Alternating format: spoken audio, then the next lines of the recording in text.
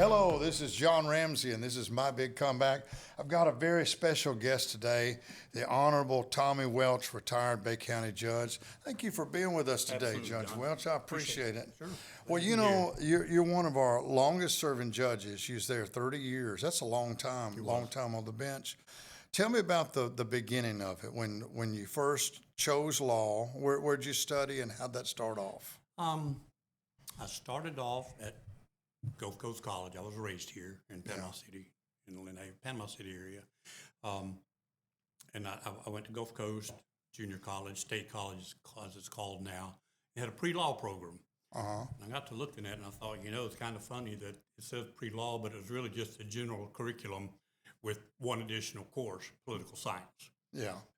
And that's how it got started. I mean, there's no brilliant, bright star moment that said, by gosh, I want to be a lawyer, or by gosh, I want to be a judge. The desire to be a judge came along later, and I became a lawyer. But that was the beginning of the process. Just thought about it in junior college and took that one course and proceeded from there. Went from there to West Florida in Pensacola. Pensacola, great school. Yeah, I enjoyed it over there. A lot of people, said it was too small for them, but I'm a hometown boy. Great school. Even though it's Pensacola, and I went over there. Had friends from here that went there. Yeah. So, we had a good fellowship over there at West Florida, and majored in political science. And then from there, went straight to FSU for my grad school work. Yeah. Back in Tallahassee. That was before they had the Panama City. Absolutely. Yeah. Absolutely. Yeah. And such a big difference. I talk to a lot of high schoolers now, and I'm telling you the size difference between a West Florida and a FSU. It's like going to the city. I mean, that's the big classes. Some of them over 1,000 students in one class. I'm sure that's true. And even West Florida has grown, because I believe now, I could be wrong, that was a long time ago, early 70s. It was just a 2-year school, junior and senior. Yeah. I think it's now 4-year school. But when I graduated, I'll be honest, I wasn't ready to go out of town to a big school with, of whatever, 20,000 people. I wanted to ease into it and stay with some friends here for a while. That was another good thing about Gulf Coast. People that you knew of, because they went to the other high school, and but then you met them at Gulf Coast, and it was kind of neat. It's kind of neat to know the rival that you had been talking about or hearing about. Man, they're cool people. We had a good time. And so, right out of law school, FSU, did you go straight to the state attorney's office, or? No. I actually was fortunate enough to get an offer here to work with a firm in private practice, the Barron and Redding firm. Okay, I didn't know that. That's great. I was an associate there for roughly 7 years, maybe 6, and then the state attorney's office. Yeah, and state attorney at that time was Jim Appleman? Correct. Yeah. Correct. Jim was there a long time. How long was he there? I'm not sure. He was there a long time. He was there. I mean, he's the one that hired me, and he was still there when I left. Yeah. After the judge's election. Yeah, he was there a long time. So state attorney's office, how many years there? Roughly 6 or 7. 6 or 7. Yeah. Was that a good training ground? It was. I see a lot of attorneys and judges come through there. It's a good knowledgeable time, isn't it? It is. It gave me what in the private practice, I learned a good bit, of course, about civil procedure and civil law. And then the state attorney's office gave me, of course, the additional background in criminal law and trial practice. Yeah. I didn't do any real trial work in private practice. Yeah. And I got that trial experience with the state, which I always thought you combine those two together, and it made two pretty good components of what you'd like to see in a judge. Yeah. See both sides of it. Exactly. Because you think that's really one of the judge's main thing is keeping it fair, keeping it balanced, and not putting your thumb on the scale either way. Letting both sides have a good, fair presentation. Exactly. And I was fortunate enough, like I said, to have a civil background and a criminal background. But the criminal background itself, the state attorney's office, taught you a lot about there's always two sides. Yes. There's always two sides. I mean, sometimes the defendant was right. Sometimes the arresting officers were right. And you had to sit back and weigh all that.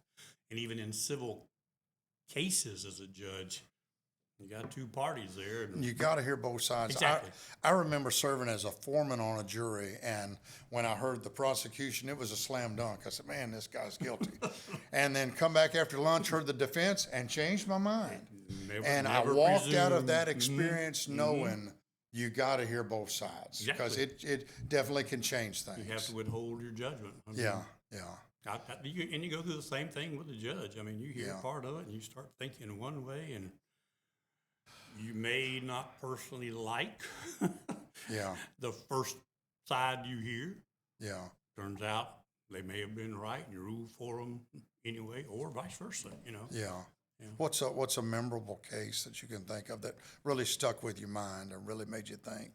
Well, it's nothing dramatic in county court because, as you well know, county court, misdemeanor crimes, small claims civil cases, other civil cases worth up to, I think when I was there, it was 15,000, and then the jurisdictional limit has increased. I think it's now 30,000. So, you know, when I was doing it for those, I'll just say 30 years, 29 years, 11 months. There's no big dramatic case, but there are some that stick out for reasons that you might not suspect. I remember, this is going to sound kind of trivial, but it was a civil traffic case, the speeding case. And I basically had a law enforcement officer saying the defendant was speeding. I had the defendant really not contesting that he was speeding, but his argument was, and I don't remember what kind of rig it was, but he drove a large truck. I don't know if it was a logging truck or a big semi-tractor trailer rig or what. But as he was coming out of the curve onto Deer Point Dam, all of a sudden the speed limit was, I don't know for sure, but let's just say 45 miles an hour, which before it was a lot higher than that. Yeah. So as soon as he crossed that line, he was speeding. The officer stopped him. And that was a big dispute. The driver said there was no warning sign. You know, usually you see slow traffic ahead or slow speed ahead. He said that wasn't there. And the officer said it was. Well, I guess I thought, well, maybe the defendant speeding just didn't see it.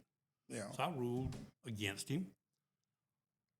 And I don't know how much longer it was later, because I lived out in that area. So 2 weeks, 3 weeks later, I rode down that same path, and there was no sign. No sign saying slow speed ahead or reduced speed ahead. And I felt horrible. Yeah. It's a speeding ticket. Yeah. And I absolutely, theoretically, maybe it was there then and they took it down. I don't know. But it bothered me. I mean, to this day, that bothered me because I couldn't recall, or back in those days, didn't have the means of looking up. Couldn't remember his name. Yeah.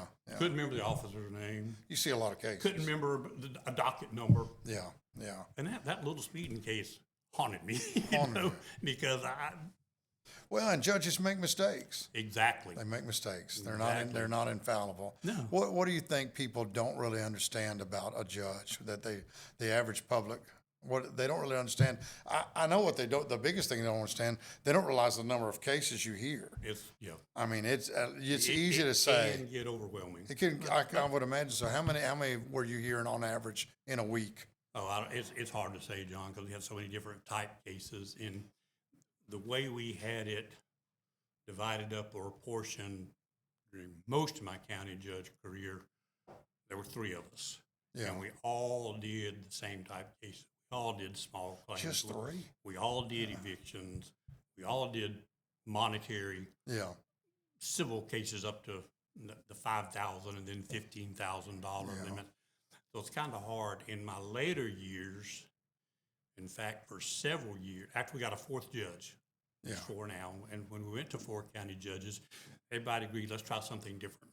2 do criminal and 2 do civil. Yeah. And I was on the civil side the last 4 years, and that's all they have now is 4? County judges. Yeah. Now we got a good number of circuit judges Seems like like that, but that's a whole different jurisdictional. Seems like a big caseload for just 4 of those. It is. Because Bay County's growing. You might not have 30 hearings in a week, but by the time I retired, I was getting stacks of files, good old paper files back then. I was old school, and I didn't transition to the new electronic world very well. Yeah. Not getting stacks of cases that high every day. 20 cases, 30 cases.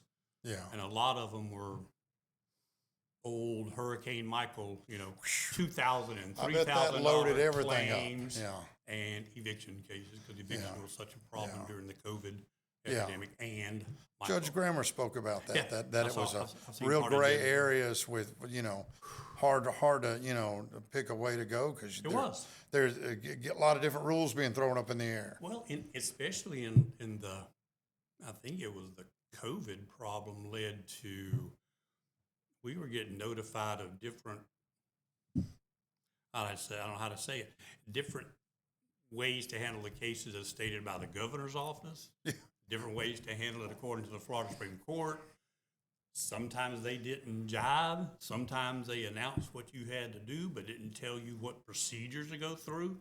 I came up with my own kind of unusual judgment for evictions, because in evictions, they would say you're still responsible for payment of the rent, but you couldn't be evicted for not paying it. Yeah. So at the end, What's the remedy? when the end came to that case, however that may have come about, the person was still responsible for the rent. Well, how do you go about making provision for that when the procedures that postpone judgment for months didn't allow for it? So, it was difficult. Really difficult. We did the same thing. We have a large preschool at our church, Right. and for a little while there, we're calling the DCF, who we're regulated by. What do? Well, you need to call CDC. And call the CDC, and they said we need to refer to DCF. And it's like, wait a minute, somebody has to make a decision, because we know on our end we're going to make a decision, and someone's going to say you're wrong. Well, we got to have somebody's got to be in charge, and it was almost like no one wanted to make that step. Somebody's got to. And there's no telling, back in those days, especially, I'm still talking about the eviction process. Because the insurance claims, it's still the same process. It's just that we got overwhelmed with them after they started rolling in, and they were only $2,000 and $3,000 claims. But on the eviction procedure, how to allow for them to have a chance to pay the rent, which they would have had absent COVID. Normally speaking, you quit paying your rent, you're given a second chance. You have 3 days to pay it or leave. Yeah. Well, the eviction, they had indefinitely, until the moratoriums were lifted. Then when they were lifted, and you had to decide, well, how do I give them this former statutory relief of having some time to pay? And the judges, we were all concerned about it. What do you think the Florida Supreme Court meant here? What do you think the governor's office meant here? That's rough. And it was taxing. Well, and you expand that on a larger scale to what we're going through with the presidential powers and Congress and all that, because what we're seeing now with the presidential powers is, if it's declared a threat to the country or national emergency, there's new rules being made. But we don't really want every president that comes into office to rule just by executive, authority, executive, whatever they call it. And so, it becomes hard, it comes back, and ultimately, I guess it'll come to the Supreme Court deciding, yes, he can do it, or no, he can't do it, Probably. And then, of course, Yeah. sometimes it's too late. Sometimes it's too late. To It's a affect- complicated it's all- thing. Yeah. Yeah. And I think anytime you have places like the CDC writing law, which they can't do, and so when they pass an edict, everybody's got to do this, it kind of upsets the system. What do judges do? What do landlords do? What do I do if I've got a mortgage on my rental property? I'm having to pay them. My tenant's not paying me. It puts everyone in an odd spot. It was, yeah. It is and was for me. Yeah, yeah. Do you feel like they've got a lot of that behind them and straightened out? I think, and I've been away. How long? When did you Typically, retire? I retired in the end of November in 2020. 2020, We're yeah. coming up on 5 years. Yeah, Past yeah. 4.5 years. Yeah, And I think they do. I know they had yeah, a big backlog, and I actually went back part-time for a little while to help ease the transition when Judge Grammer, as you mentioned, when he retired. yeah, They were back to 3 judges for a Yeah. few months till they got a replacement. yeah. And I was asked to come back as a senior judge, which means you can go fill in for Yeah. judges that are on Yeah, vacation or the absolutely. caseload Yeah. required. And they asked for some help on basically handling some of these backlogged eviction cases. And I didn't do that many, but I did a few. So you saw the whole. I think they're probably back on track now as far as scheduling and moving cases. But on the other hand, the cases have grown, the number of cases. So I imagine. I don't know. I haven't really talked to them a whole lot about it. Has technology helped or hurt with things? I mean, probably. because now they do everything like at the jail. I know the first appearance video, like Zoom on a lot of cases. Does that change things a lot? Has it made it quicker? The first appearances being done by closed circuit TV helped tremendously. Yeah. I mean, we did that for many years while I was still there. Before we started doing that, they brought them all over to the courthouse. They were all sitting in the jury. When you're on first appearance, they're arrested the next day, and you see a judge to get your bond set, basically. And we were bringing them all and having them sit in the jury room right there in the courtroom with us and the spectators. And it was slower, longer. Yeah. You had less control. Closed circuit TV is great. If they started acting up, we're sitting in the courtroom and they're sitting in the video room at the jail. We can just motion to the bailiff, he needs to go. They take him out. Yeah. They start acting up in the jury box. Kind of disrupts the whole room. Yeah. Now the judge is still in the chambers or the courtroom during first appearance. When I was doing it, you're still on site. Exactly. We were in the courthouse somewhere. We had a designated room, a video room then, but the inmates were all over out at the jail. They had a special video room. They'd bring them into the room just a couple at a time. We'd deal with them. They'd leave the room. Now the trials that are by Zoom, they can't do a jury trial that way, right? John, I'll be honest, I'm not real familiar. Zoom was one thing when it came along. They're doing that a lot with a lot of the cases. Are they? Yeah. Well, hearings. I was one of the reluctant ones. Like I said, I was old school. I liked face-to-face and that time. And I was convinced to try Zoom one afternoon when I had civil traffic court. Yeah. And I only had about 8 or 9 cases. And normally, of course, depending upon what type cases they were, and, a traffic, depending upon the severity of the case, the number of witnesses varied. But generally speaking, if I had 8 or 9 cases, I could be done in a couple hours. Yeah. Because some plead, some don't show up, some are simple speeding tickets or not because of the attitudes. Yeah. But I could do that in a couple hours in my office. I tried Zoom one time. It took me all afternoon because you got them all on the screen. Yeah. You're trying to make sure this defendant necessarily doesn't need to hear this. It doesn't necessarily need to hear what this defendant's saying in his or her hearing. The witnesses, it was a mess. I did not like Zoom. The last hearing I went to was on Zoom, and of course I heard everything from no different than if I was sitting in the courtroom, right? Hearing what's going on. So it was interesting. It was different. I was surprised, and I'm thinking, are they doing everything like this now? And I don't know it.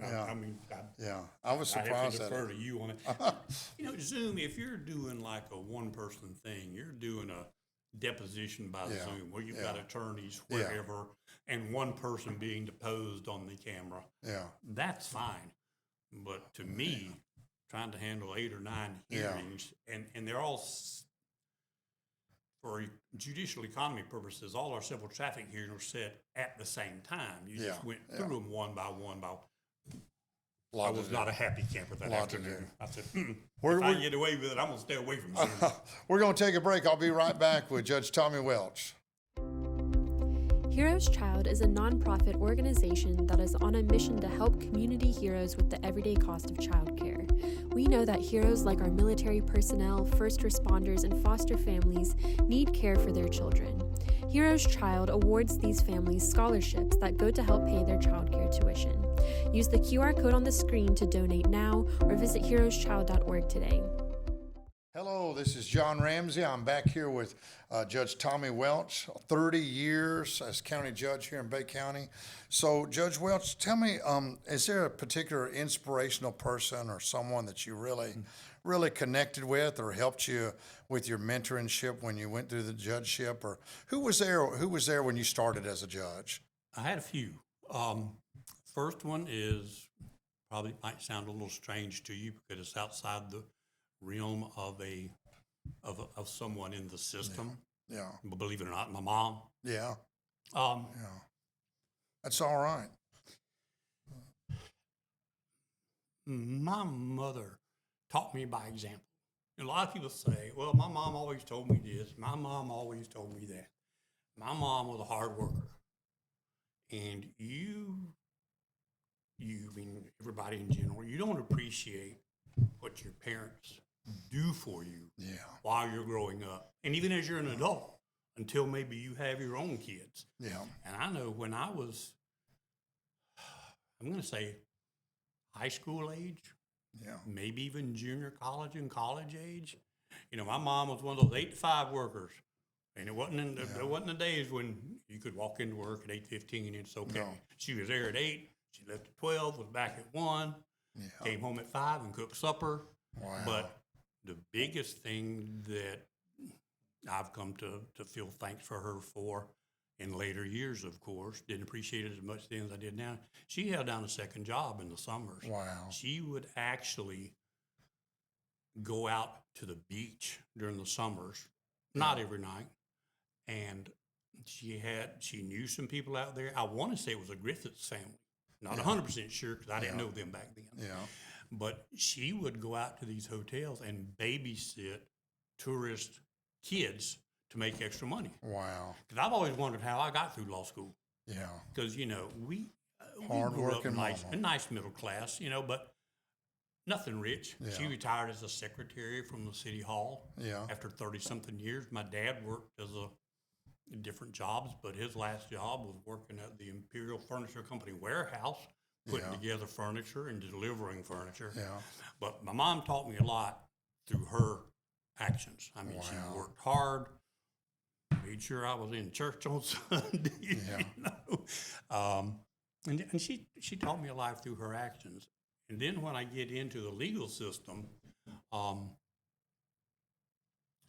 late Circuit Judge Don Sermons Yes. was there. He was there a long time. He was there a long time. He was a county judge earlier. Super respected. And yes. Very and respected in our when I was starting out as a county judge, his door was open. Yeah.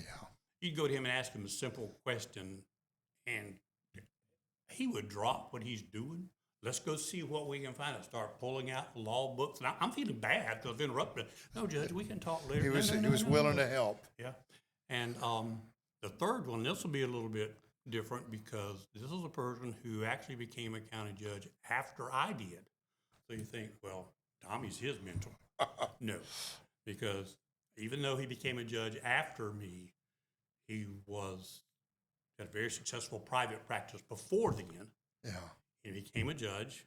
It was John O'Brien. Yeah. Yeah. John is very smart, Yeah. very well read, Yeah. very personable on a personal level. He's Yeah. kind of quiet in those situations. But he and I,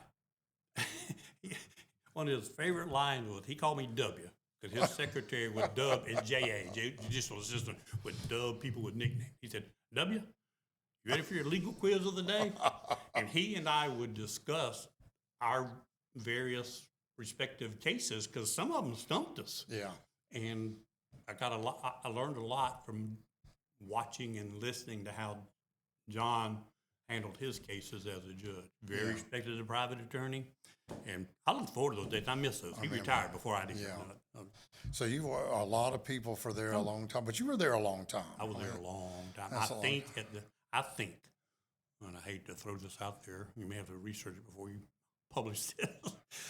I think at the time I retired, at that point of all the judges still sitting in the circuit, including circuit judges and the respective county judges, I think I'd been there the longest of anybody sitting. Yeah, So yeah. seniority in terms of time. Yeah. Not necessarily seniority in terms of knowledge. Yeah, or- but you know, or wide time-wise, experience. I did look up a little bit of it, and you and Judge Sermons was two of the names that came up Mm-hmm. for time being there some of the longest, and that's a lot of life, a lot of Bay County changes, a lot of the moving of the jail out there, Oh, yeah. all of that, which to me long needed to happen, because the jail was not sufficient for No. the size of everything. And, we had the sheriff on last week and he was talking about the operation of the jail. But to think that used to all be in the basement of the courthouse.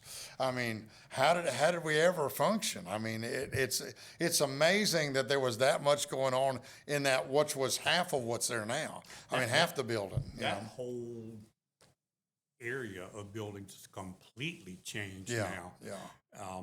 I remember walking from the courthouse across the street behind the courthouse where the sheriff's office Yeah, building was and yeah. going down, and that was the rankest, Oh, it was like a dungeon. dimmest place in the Yeah. world. Yeah. And with a great waterfront property. Yeah. It was like a Beautiful dungeon piece of built on property. waterfront property. Yeah. No, I mean, I think the Bay County Courthouse now is double or more than double the size of it was. And so between that, moving the jail out and all that, that was a great change for our county. Of course, I moved in here in 1980, and back in the days where I tell my kids the beach used to close down in the wintertime, and they all say, "What? How does the Yeah. beach close down?" I said, I'm telling you, when I was a kid, during the wintertime, the beach closed down, and they still look at me with puzzle in their eyes, and we don't understand how would the beach? I said all the businesses closed down in the wintertime. And they assume that and this is my guess, they assume that from what they see now, Yeah. there was a lot of business or a lot of people living out there that needed those businesses, but Yeah, you didn't no. have those condos No. all up and down Thomas Yeah. Drive. You had sand dunes. It was mom and pop Yeah. restaurants and tourist attractions. And if it wasn't tourist season, you didn't have the people there to Yeah. support it. It was different, and it is odd to think about now that there was a time where it was not a year-round destination like it is now. But we've seen Panama City change. I remember when Schooners was sitting there by itself. Yeah, Amongst all this. yeah. It was called something else then. Yeah. I can't even remember. Other folk remember better than I I. But don't remember you either. had sand dunes and schooners. Yeah. For- Where did you go to high school? Bay High. Bay High. Okay. Yeah, I went to Rutherford, and our church started 91. I think that's when you started as a judge. I think that's how I actually met you. I think during it's the how we campaign. met. I campaigned Yeah. in 90 to start the 91 Yeah. term. Been a long time ago. Yeah. Yeah. And the biggest change that I've seen in the 34 years of me being at the church was the hurricane. I mean, that was just a devastating blow for our community. It really was. And our community's changed because of it. Even the influx of federal money, not just in businesses, churches, whatever, schools, but Tyndall Air Force Base. I mean, the money they're spending out there is outrageous, Yeah. and it's just I think a lot slower than people thought it would be. We're 7 years now from the hurricane. Well, look at your church. Oh yeah, and It's coming along tremendously Yeah. now. Now, But it was a long time. You a had a nice long big hunk of process, property yeah. with maybe a small yeah. structure or I two. mean, it was a long process and Yeah. and a difficult process. And what we found more than anything when the storm first hit is everybody needed the same thing at the same time. And your frustration was, why can't I make this happen? There just wasn't enough people. There wasn't enough manpower. There wasn't enough businesses, not enough contractors, and you just had to wait. There was no hurry up and make it happen. It's just you had to wait. And I think that everyone went through some great transit, some change. It changed you in some way. Oh, It changed you in some absolutely. way. I remember standing on my back screened-in porch over in Lynn Haven, and the property behind us is some type of woodland with these big Yeah. 30-foot tall pine trees, and I was trying to video, and those trees were swaying back and forth. And at one Yeah. point, it got real loud, and I thought to myself, "What am I doing here?" Yeah. I wouldn't be there for the next category. We stayed. We had weathered 4 storms Yeah. in that church. Church was rated for 130 mile an hour, and I think in Opal we lost the sign, we lost some gutters, nothing big, nothing major, but so we think that's going to be every storm.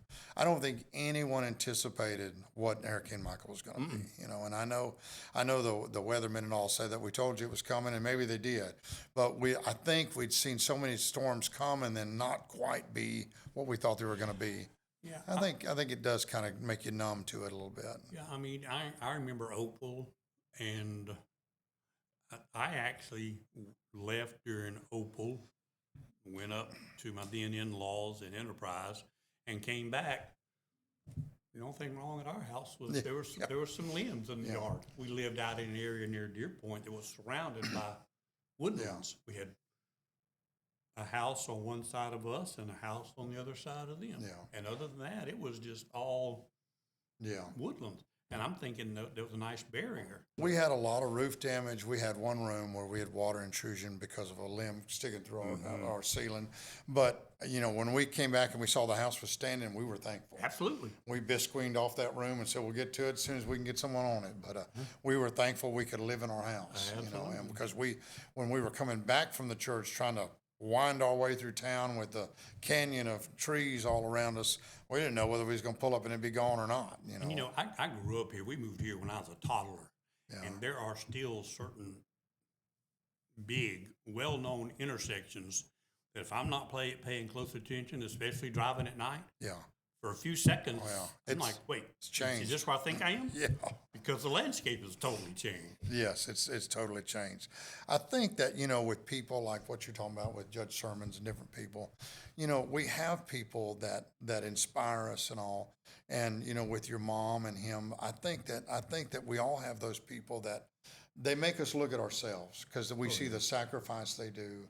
We see, I know Judge Sermons was a very given person, involved in a lot of organizations and stuff, but I think Most we all patient man ever.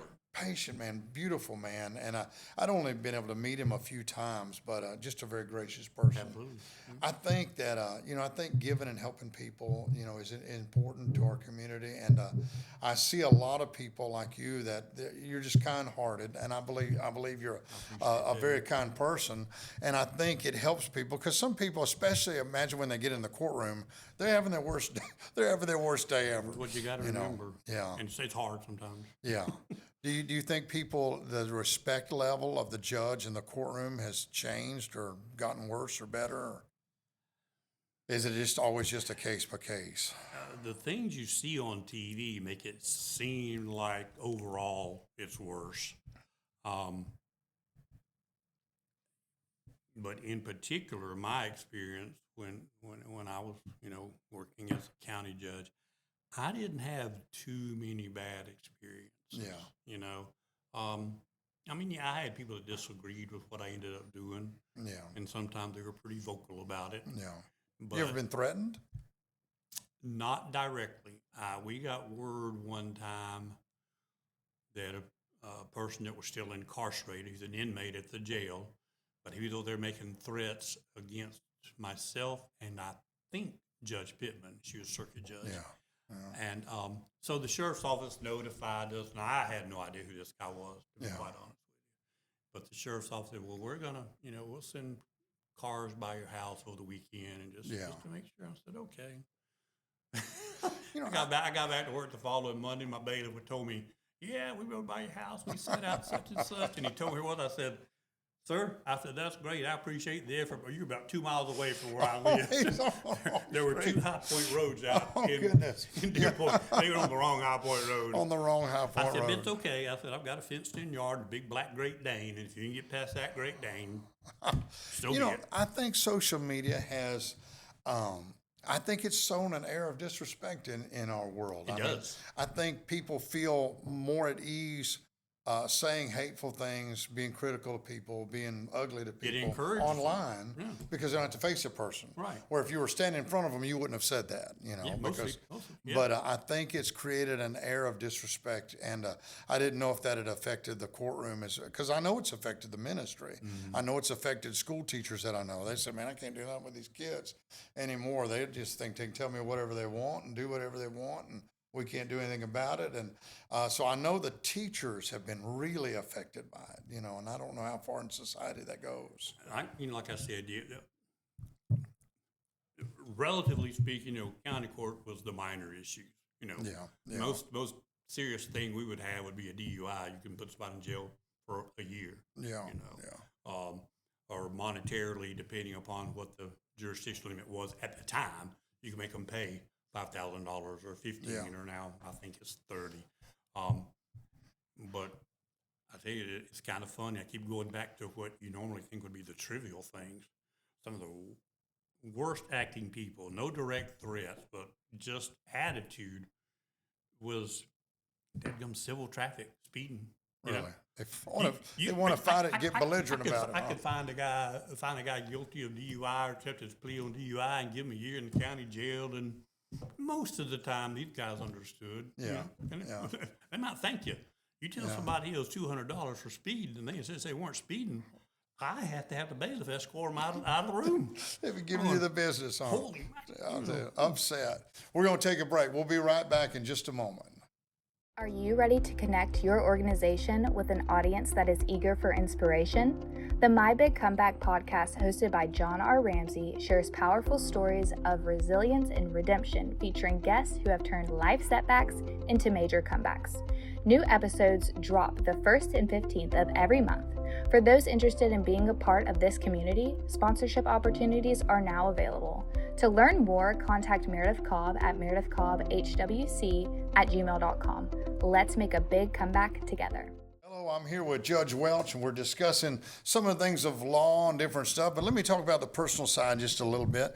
You've been retired for, what we say, 5 years now, Close. something like that. End of November What are will you be doing 5 these days? What's keeping Judge Welch busy? Judge Welch is a born procrastinator. Yeah. Which is, I'm not saying that's a good thing, but when you retire, it makes it even worse. Yeah. Because there's always tomorrow. Whereas used to be there's always tomorrow, but that tomorrow brought a deadline closer to you. Yeah. Nowadays, my deadlines are doctor's appointments, and hospital visits. That's right. You were talking about you're going to have your knee done or something. Or did you? I don't. The surgery date is September 20th. It's a tough surgery. September 24th. tough Have the surgery. left knee done. It's a tough recovery. Yeah, I haven't had it done, but I went through it with my father. It's a tough recovery, it really is. I talked to 2 different doctors, and they both basically expressed to me that they're about as bad as they're going to get. Yeah. Kind of. That's, I guess, giving me the impression that Got to if be you done. can stick it out, They're going to do one at a time. Mhm. Yeah. But then they both said, but if you're at the point in life where you want to get your strength restored and your range of motion restored and lack of pain, Yeah. you need to have the surgery. So there's no golfing, no fishing, no. Not much. No hunting? No, my wife and I both have physical limitations to keep us from being real active outside. But we still do our best to go on limited travel. We both love live concerts. Yeah. So if we can get the Who chance. you like? What's the last one you saw? Last one we saw was Keith Urban over in Orange Beach. I bet that's a good show. It was. We've seen him the last couple of years. We've seen, believe it or not, the Rolling Stones in Ooh, Atlanta. I bet that was good. They were dynamite. For him to be right at 80 years old. It's amazing. You forget how old he is. Yeah. He was Jumping all over the dynamite. stage, yeah. Zach Brown Band, Yeah. Kenny Chesney. We have tickets to go see Stevie Nicks in Charlotte, Yeah. but that's going to be a month after the surgery. And see how it I think goes. I'll find out tomorrow from my pre-op. We saw the Not Eagles going. over in Oh, Eagles, Jacksonville. yeah, we saw it. Fantastic. Have you saw them at the Sphere? Yes. Did you really? Yes. In Las Vegas. It is unbelievable. That is on my bucket list. Let me tell you something. Go see the Eagles at the Sphere. They're my favorite band. Yeah. My wife always kids me. I've seen them 5 times, 6 times. but Really? We saw Did you see them when Glenn Fry was alive? Yeah. Yeah. Yes. But that was a while back. Obviously, Yeah. I think he passed Yeah. away in Been a- 2016. Yeah. But we saw them at the Sphere earlier this year. I don't remember the dates, but in the spring. And if you haven't been to the Sphere, Yeah, that's and on my seen bucket. the visual effects, I actually had and the tickets. sound. I had tickets to go see the Eagles at the Sphere, and my daughter came up at something with homecoming, and I had to cancel my trip. But we're going. We're going to go see it now. It's hard to describe. I mean, Yeah. I know. I guess Just the you've effects of read the and whole- seen yeah. the visual. Don't sit close down front. So they said sit in the middle, huh? Is Yeah, that right? and even 2 or 3 levels up. Yeah. Because You get the the whole- visuals you're seeing go from the ground floor all the way That's what I to the heard. ceiling Yeah. of this dome. Yeah. And you're in the middle of rainstorms when they're driving down the car singing Life in the Fast Yeah. Lane.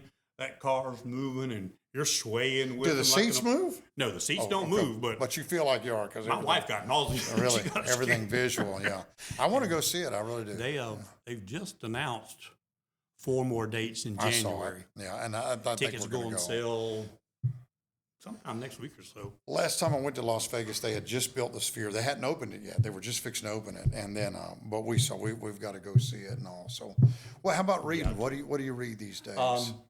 I have always been a stickler for, believe it or not, maybe this was something that led me to where I ended up.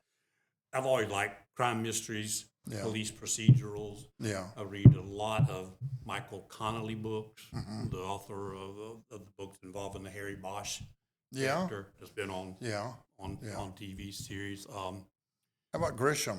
Grisham, I've read pretty much everything from him. Pretty real stuff his writing, isn't it? Yeah. John Sanford that has a series about a detective, Lucas Davenport. I haven't read that. So I usually stick to those three, and then there's a couple of other writers that aren't necessarily police procedurals, but they're some type of mystery. Harlan Coben, some good stuff. I've read some of his stuff. Yeah, I like that. But you know what's funny? Despite all of that, probably my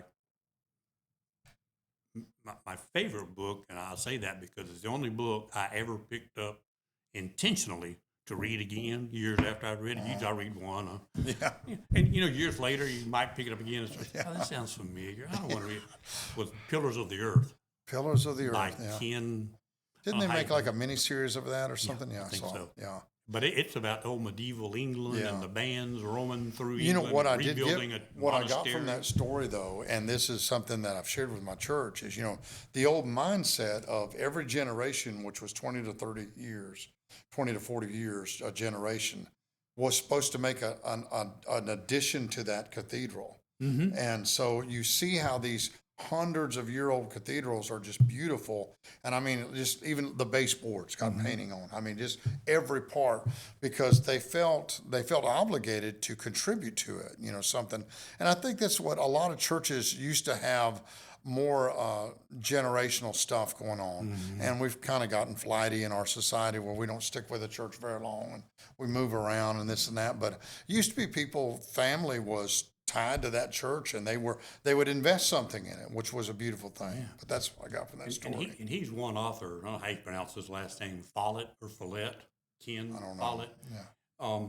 He's kind of unique to me in that, despite my affinity for crime procedurals and mystery novels, he writes different genres. I mean, he wrote that. He's written several things dealing with the world of espionage. I like that. CIA stuff, World War stuff. Isn't it fascinating, all the stuff that we're learning and is opening up to us with the whole Trump administration, different stuff?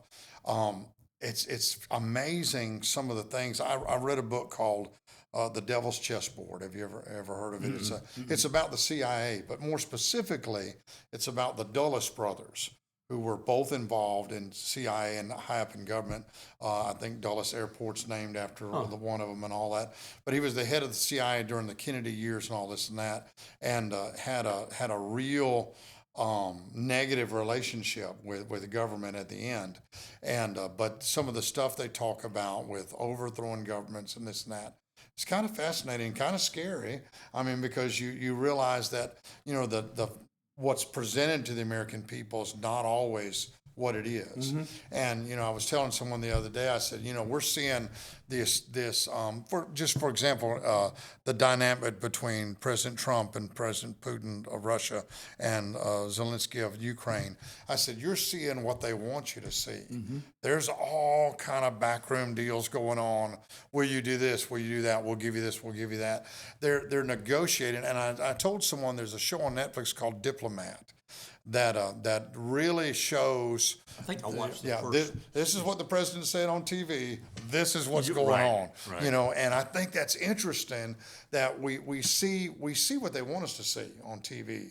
But there's a lot of backroom chatter going on trying to work out a deal. Same thing with Israel and Gaza and all that. There's a lot happening behind the scenes that they either can't say in public or won't say in public because they're trying to accomplish something. Right. And so when you find that out, it's 30 years from now when another administration comes. And that's why it's interesting with the whole Kennedy thing. we find out a little bit more, kind of almost like a drip. We get a little bit of information every few years, but there's a lot there that we probably don't know. Maybe we'll never know. I don't know. I figured, that with the Trump changes that he was making, we'll probably hear more than we've ever heard. Mm-hmm. And who knows? I mean, who knows? Yeah, but it's interesting. On the face of it, he definitely seems to talk more than any other. I mean, we were, watching news the other night, and they had a clip of him speaking somewhere, and I told my wife, I said, I just don't know physically how he does this. How does he go to so many press conferences and other meetings and sit or stand there and talk for an hour, 2 hours at his age? I can't get out of my recliner and stay up that long. I mean, definitely the most access that we've ever had to the White House. I mean, never, you like it or not, whether you're for it or against it, you've never heard this much before. So I think that's good. I mean, he's been the most visible president I can ever remember. What about bucket list? What's some things you'd like to do that you haven't done? The ones I would like to do, I know I probably won't be able to do. So I'll say generally, the more concerts, the better. I got a little piece of wall art shaped in the shape of a guitar pick. And it says, "Life's short, buy the tickets." That's right. And I've got a couple of pictures of the Eagles that surround that because I've seen them a number of times. If I really had my druthers, if I could do it, I would love to go to 3 different sporting events. The Final Four in basketball. Oh, it'd be cool. College baseball World Series. That'd be nice. And of all things, the Little League World Series. Really? I watch it. Oh, yeah. I love It's I drama. played Little League here. Yeah. And, back then, that was the start of your baseball career. Yeah. You didn't start with this 3 year and 4 and 5. You started at 8. I started at 8, but I didn't play at 8. Yeah. And if I could go to any of those, I'd love it. That'd be great. What's the furthest place you traveled to? Not that far, let me tell you. Been to Europe? No, never been out of the country. Really? I've got a daughter that lives in Nashville. That's real far. Been there.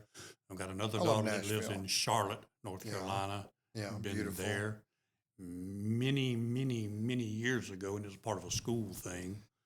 They used to have a citizenship seminar out at Harding College in Searcy, Arkansas.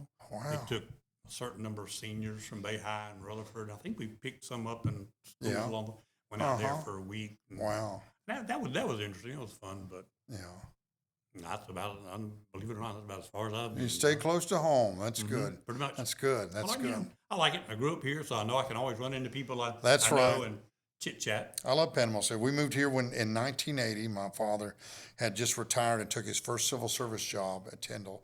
And he didn't have any family here. My mom didn't have any family, but it felt like a nice little town, and we never left. Been here ever since.